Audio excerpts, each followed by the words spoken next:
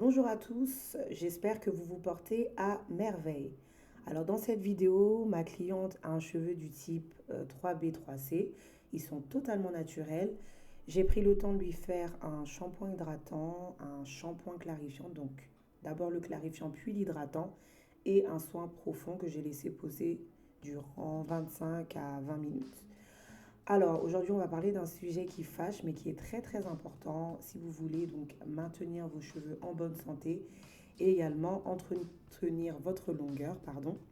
Donc, c'est la coupe des pointes. Généralement, lorsque je procède à ce service, mes clientes appréhendent, mais c'est très très important et c'est très bénéfique pour la santé des cheveux. Comment reconnaître les signes annonciateurs qu'il faut couper les pointes? Donc, premier signe, là par exemple, vous pouvez voir qu'il y a des transparences au niveau des cheveux de ma cliente.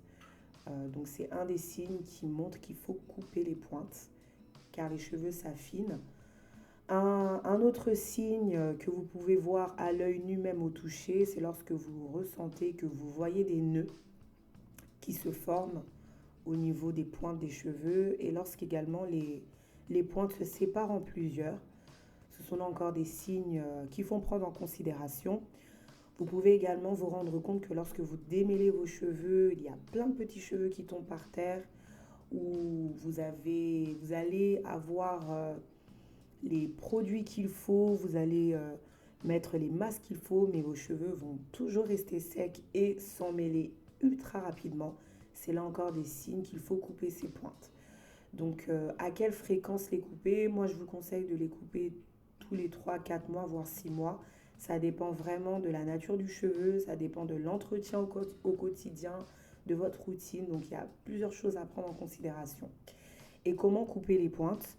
Là, vous allez voir que j'ai commencé par la couronne et ensuite, je procède section par section de façon horizontale. Moi, je vous conseillerais vraiment de détendre vos cheveux au maximum, donc avec un sèche-cheveux, parce que ça vous permet d'avoir une coupe homogène et surtout de couper là où il faut. Donc, pas trop ni pas assez, mais vraiment ce qu'il faut. Je sais aujourd'hui qu'il y a plusieurs personnes qui ont tendance à faire des nattes libres ou des vanilles pour les détendre manuellement et couper. Mais personnellement, je ne trouve pas que c'est la meilleure technique pour pouvoir couper ses cheveux de façon efficace et homogène. Mais après, tout est une question de préférence et d'aisance. Mettons-nous également d'accord avec un cheveu afro qui soit frisé ou bien crépus.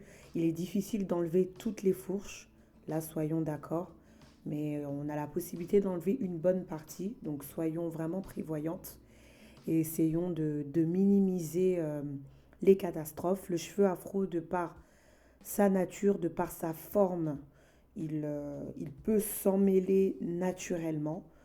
Donc ça aussi, il faut avoir les bons gestes, le garder détendu le plus souvent possible. Ça, j'en reparlerai. Donc voilà. Alors ma cliente a opté pour une coiffure libre et une mise en pli bouclée, mais pas trop lisse. À savoir que je ne fais pas que des lissages. Il est possible de pouvoir opter pour toute autre coiffure avec ses cheveux naturels. Je sais que généralement, les femmes avec un cheveu donc crépus, bouclé, frisé, ne savent pas trop quoi faire avec leurs cheveux après leur routine hebdomadaire. Mais ce que je vous conseille, c'est de faire au plus simple et surtout de faire en fonction de vos capacités. Et petit à petit, de complexifier vos coiffures et puis vous serez beaucoup plus à l'aise et surtout pas de pression. Et optez aussi pour des coiffures protectrices et non destructrices, bien entendu. Je prendrai vraiment le temps de vous expliquer la différence.